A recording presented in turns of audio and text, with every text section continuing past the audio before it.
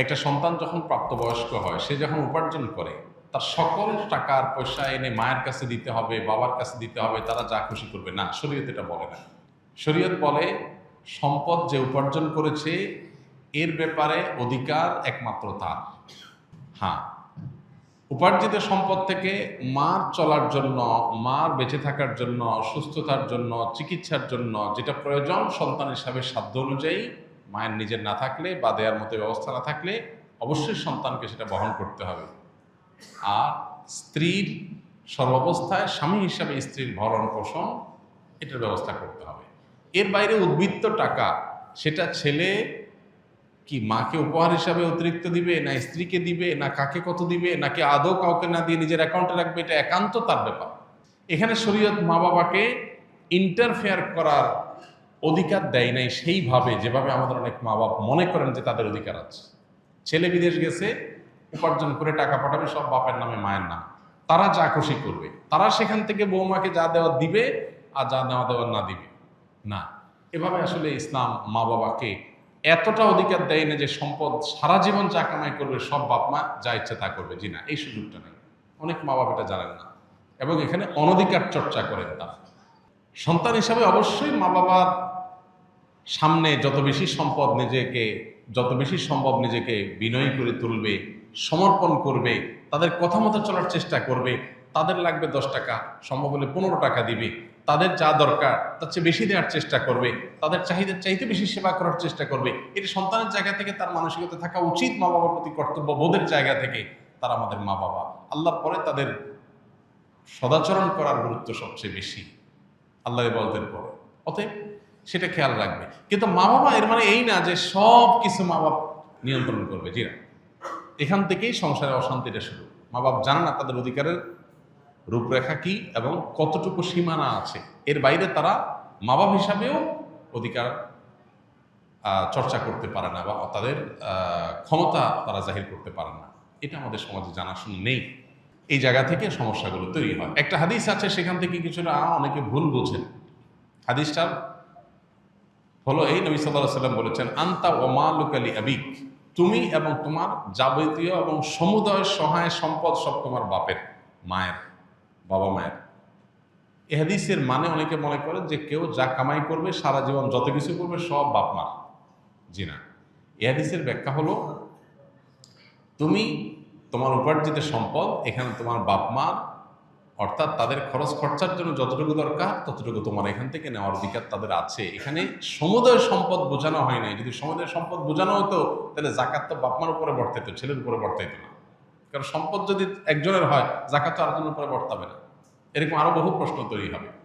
এই জন্য এই হাদিসটার ব্যাখ্যা আমরা অনেকে ভুল বুঝি এবং এর ফলশ্রুতিতে অনেক মা বাপ একটু বাড়াবাড়ি করেন, সীমালঙ্ঘন করেন এবং সেক্ষেত্রে স্ত্রীর সাথে ছেলের দূরত্ব তৈরি হয়।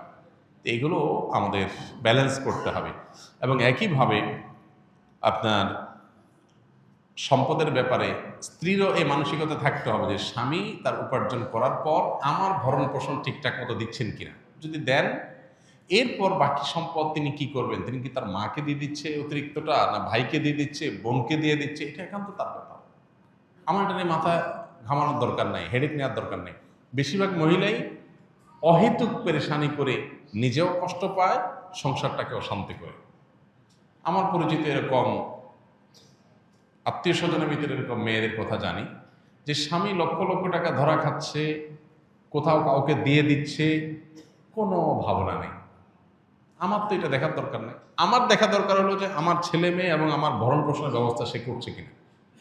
সেটা যদি সে না করে, আমার অধিকার যদি সে খর্ব করে, সেগুলোও যদি সে মানুষকে দিয়ে দেয়, তাহলে অবশ্যই আমি সেখানে দাবি তুলব, যথাযথ নিয়মে আমি আর্গুমেন্ট করব। কিন্তু আমি আমারটা যথাযথ পাচ্ছি, আর দরকারটা কি? বেশিরভাগ মহিলারা স্বামীকে চায় কবজার ভিতরে আনতে, কন্ট্রোলের ভিতরে আনতে, যে আমার কথা উঠবা, আমার কথা বসবা, আমার কথা এদিক ঘুরাবা, আবার এদিক ঘাড় ফিরাবা। এই যে স্বামীকে গোলাম বানাতে চায়, এটা আরেক সমস্যা। তাহলে একদিক থেকে মা বাপের সমস্যা, আরেক দিক থেকে বইয়ের সমস্যা। এই সমস্যাটা কেন হয়? কারণ তার কতটুকু অধিকার আছে এটা সে জানে না। তার যতটুকু অধিকার আছে তিনি তার চাইতে আরো বেশি খাটাইতে চেষ্টা করেন। এটাই হলো একটা ভুলের জায়গা। দাম্পত্য জীবনের সুখ শান্তির জন্য এই জিনিসগুলো অনেক গুরুত্বপূর্ণ। এই জন্য বিয়ের আগে ট্রেনিং হওয়া দরকার। সন্তানকে ছেলে মেয়ে করে বিয়ে করাবেন, সেখানে কি করবেন কি না করবেন, কোথায় অধিকার খাটাতে যাবেন কোথায় খাটাতে যাবেন না, এগুলোর উপর ট্রেনিং হওয়া দরকার। আমার অনেক দিনের স্বপ্ন ইনশাআল্লাহ এরকম একটা ট্রেনিং ডেভেলপ করার, যে বিবাহ ইচ্ছুক ছেলে মেয়েরা এই ট্রেনিং করবে। ডে লং ট্রেনিং হবে, পাওয়ার পয়েন্ট প্রেজেন্টেশন হবে, যে তারা দাম্পত্য জীবনকে সুখী করবার জন্য তাদের কোন কোন পলিসি পদ্ধতি অবলম্বন করতে হবে, চ্যালেঞ্জগুলো কিভাবে ওভারকাম করবে, এই সব বিষয়গুলো থাকবে ইনশাআল্লাহ। খুব শীঘ্রই আমরা এটা হয়তো ঘোষণায় যাব এবং এই ট্রেনিংটা শুরু করব। তো আমাদের বাসা বাড়িতে যে অশান্তিগুলো আছে, যে কলহগুলো আছে, আল্লাহ তাআলা সেগুলোকে দূর করার তৌফিক দান করুন। সবাইকে যার যার অধিকার, সবাইকে যার যার করণীয়গুলো আদায় করার তৌফিক দান করুন। আমাদের বোনদের যারা স্ত্রী হয়ে কোথাও কারোর সংসারে আছেন, কারোর সাথে দিনাতিপাত করছেন, সেখানে নিজের অধিকারের চাইতে বেশি অধিকার খাটানোর চেষ্টা তার করা যেমন উচিত নয়, ঠিক একইভাবে মায়েদের বাবাদেরও উচিত নয় সন্তানের সম্পদ এবং উপার্জন করে অতিরিক্ত মাথা ঘামা।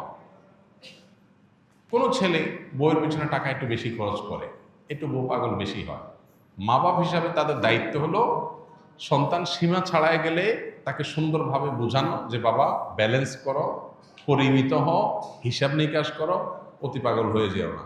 এরপর যদি দেখা যায় যে না ছেলে ভুল বোঝে বা বৌমা ভুল বোঝে, তো বাপ মা হিসাবে তারা তাদেরটা পাচ্ছে কিনা তারা দেখবে, বাকিটা নিয়ে মাথা ব্যথা করবে না, বরং আল্লাহর পরে হাওয়ালা করে দিবে। কারণ বিয়ের পর বিশেষ করে কয়েক বছর পর্যন্ত, একটা নির্দিষ্ট সময় পর্যন্ত এই পাগলামিগুলো ছেলেরা করে। এরপর আস্তে আস্তে হুঁশ ফিরে আসে, মাথায় ব্যালেন্স হয়, তখন সে আর আগের মতো পাগলামি করে না। তো এই টাইমটাতে মা বাবার সহযোগিতা করতে হয়, হেল্প করতে হয়। মা বাবা এখানে এসে জোর খাটাতে গিয়া অশান্তি সৃষ্টি করে দিলে এই যে পলাশ সাহার মতো ঘটনাগুলো ঘটে, এই ঘটনাগুলো যেন আমাদের পরিবারে না ঘটে, আল্লাহ আমাদের মা বাবাদেরকে এবং স্ত্রীদেরকে সবাইকে যার যার দায়িত্ব কর্তব্যের সীমা রেখাটা বোঝার তৌফিক দান করুন।